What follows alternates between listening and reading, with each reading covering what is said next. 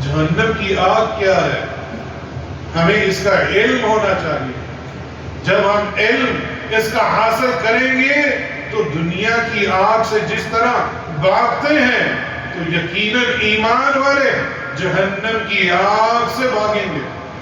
جہنم کی آگ دنیا کی آگ سے 69 گنا بڑھ کر ہے، 69 ایک کم 70۔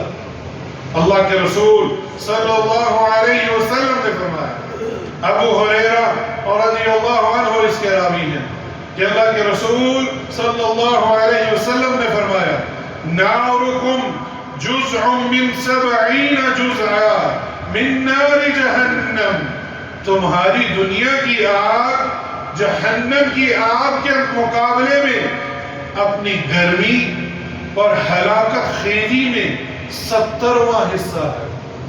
قیل یا رسول اللہ ان كانت لکافیتا، صحابہ کرام نے یہ سنا تو وہ اپنا محاسبہ کرنے لگے اور سوال کیا۔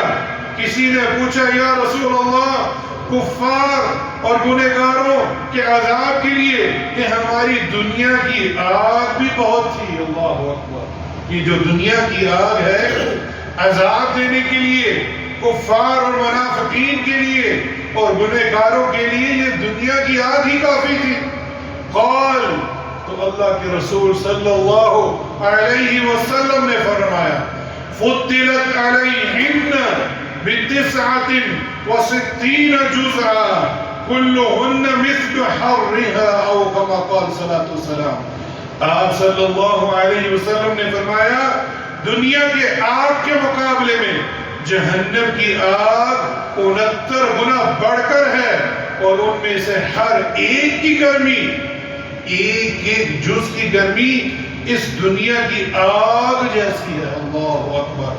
صحابہ کرام اور سلف و صالحین ایک کینڈل جلا کر، موم بتی جلا کر اوپر اپنا ہاتھ رکھا کرتے تھے اور سلف و صالحین پوچھتے آپ نے یہ ہاتھ کیوں رکھا ہے؟